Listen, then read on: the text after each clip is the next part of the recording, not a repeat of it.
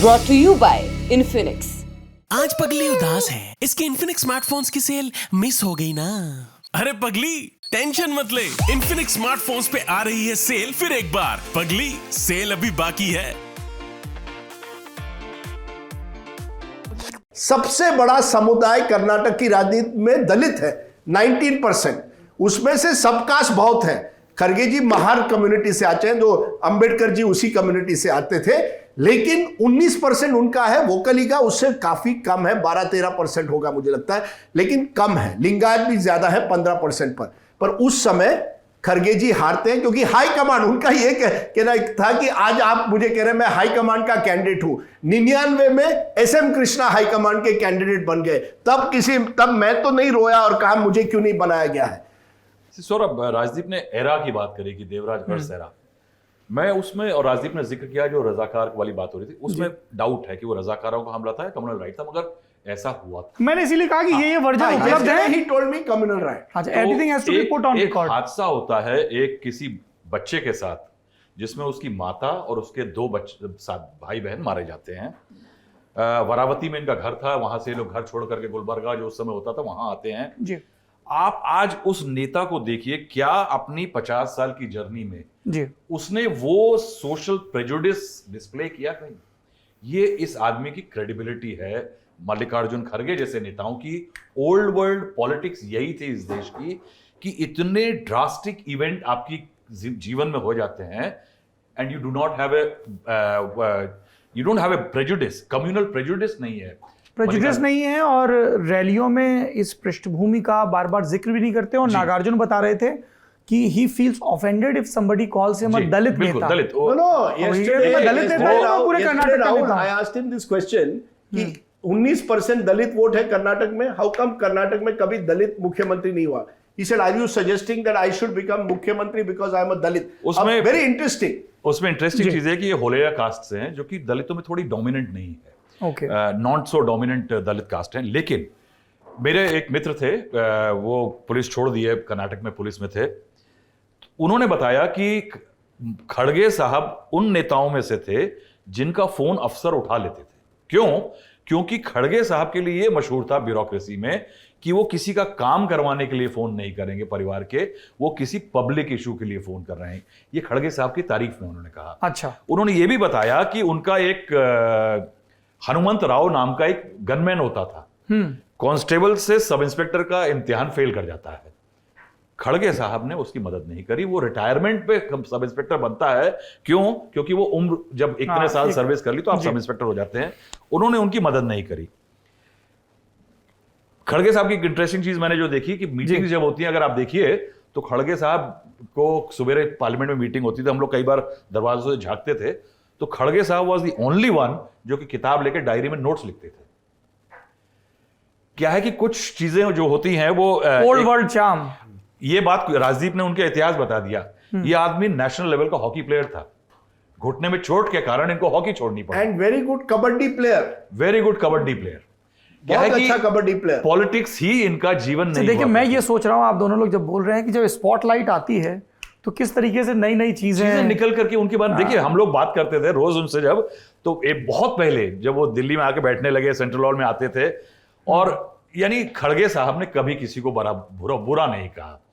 तो तब उनसे पूछा किसी ने कि साहब थोड़ा वो लिंप करके चलते हैं, तो अब उन्होंने बताया कि साहब मैं तो हॉकी खेलता था, ये चोट लगी उसके कारण छूटी, वरना पता नहीं मैं आज क्या और कर रहा होता। तो खड़गे साहब, आपने कहा कि अंबेडकर वाला जिक्र किया राजदीप ने। श्याम सुंदर जी इनके मेंटर हुआ करते थे दलित पॉलिटिक्स में।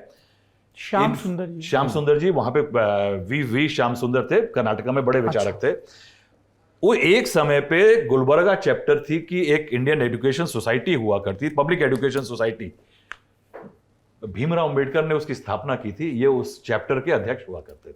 अच्छा। वो पॉलिटिक्स में जिस लेवल से नीचे उठ के आए हैं, वो कामदार अपने आप को कहना ठीक है, लेकिन अब अगर आप इस आज की पॉलिटिक्स पे आ जाएं कि खड़गे साहब यहां पे जो आए हैं, खड़गे साहब के कुछ पॉजिटिव पॉइंट्स जो है, मैंने बहुत सारे लोगों से बात करी, उसमें एक एलिमेंट जो है कि एक कंफर्ट लेवल है, जो राजदीप कह रहे हैं प्रॉक्सी रिमोट, मैं उस भाषा का इस्तेमाल नहीं करूंगा।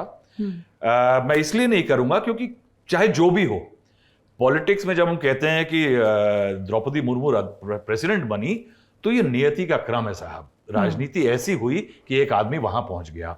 खड़गे साहब की बैकड्रॉप, वो दलित हैं, वो लॉयल हैं, उन्होंने मेहनत करी है, ये सारे फैक्टर कंट्रीब्यूट किए हैं कि वो आज कांग्रेस पार्टी के छठे साउथ इंडियन अध्यक्ष हैं। लेकिन कुछ ना कुछ तो ऐसा और है जिसके कारण भी वो अध्यक्ष बने हैं। उसमें से एक बहुत इंपॉर्टेंट एलिमेंट है कि जो गांधी परिवार है उसको एक कंफर्ट ऑफ सिग्निफिकेंस मिल रहा है फ्रॉम खड़गे। कंफर्ट ऑफ सिग्निफिकेंस मैं इसलिए कह रहा हूं जी कि पार्टी चलाएंगे, तमाम चीजें करेंगे, डे टू डे रनिंग करेंगे, फैसले लेंगे। उनके हालांकि चैलेंजेस बहुत भयंकर है कि कर्नाटक में सिद्धरमैया और डीके शिव कुमार को कैसे समझाएंगे, राजस्थान में अशोक गहलोत नाम का इस समय दिग्गज है, उसको कैसे समझाएंगे, क्या वो मानेंगे। हालांकि ये बात है कि हाईकमांड उनके पीछे मानी जाएगी, लेकिन अशोक गहलोत तो हाईकमांड को काफी लंबे समय से धता बता रहे हैं। तो जब वो उनकी नहीं सुन रहे थे सीधे सीधे में, तो इनडायरेक्ट में कैसे सुनेंगे, ये चैलेंज है। तो ये सब चैलेंजेस देखते हुए ऊपर से क्या है कि अपने खड़गे साहब जो हैं ये इमोशनल आदमी नहीं है, इमोशन उनका डिस्प्ले इनका नहीं है।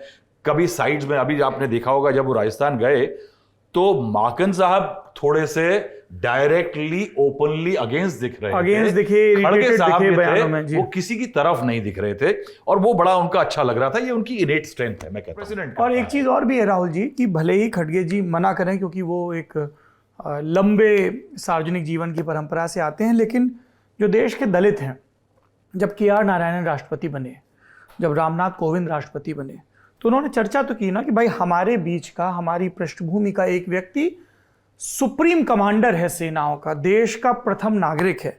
जब द्रौपदी मुर्मू जी राष्ट्रपति बनी तो आदिवासी समाज के बीच चर्चा तो हुई ना। तो अगर खड़गे जी बनते हैं जैसे बंगारू लक्ष्मण बने थे, तो एक मैसेजिंग तो जाती है जी, मतलब वो मैसेजिंग जाती है, उसको आप किनारे नहीं कर सकते। मैं कहता हूं इसीलिए आप देखिए मायावती का जो स्टेटमेंट आया, मायावती का स्टेटमेंट आया, ये मैं दर्शकों के सामने पढ़ देता हूं। उन्होंने कहा, और वो बहुत ऑब्वियस सा था कि चूंकि एक दलित व्यक्ति को वहां बनाया गया है, वो भले अपनी उस चीज को क्लेम ना कर रहे हो, आइडेंटिटी को बार बार मतलब ना एक्सप्रेस कर रहे हो। मायावती लिखती है, कांग्रेस का इतिहास गवाह है कि इन्होंने दलितों व उपेक्षितों के मसीहा परम पूज्य बाबा साहेब डॉक्टर भीमराव अंबेडकर व इनके समाज की हमेशा उपेक्षा तिरस्कार किया। इस पार्टी को अपने अच्छे दिनों में दलितों की सुरक्षा व सम्मान की याद नहीं आती, बल्कि बुरे दिनों में इनको बलि का बकरा बनाते हैं। अर्थात कांग्रेस पार्टी को अपने अच्छे दिनों के लंबे समय में अधिकांशता गैर दलितों को एवं वर्तमान की तरह सत्ता से बाहर बुरे दिनों में दलितों को आगे रखने की याद आती है। क्या ये छलावा व छद्म राजनीति नहीं? लोग पूछते हैं कि क्या यही है कांग्रेस का दलितों के प्रति प्रेम?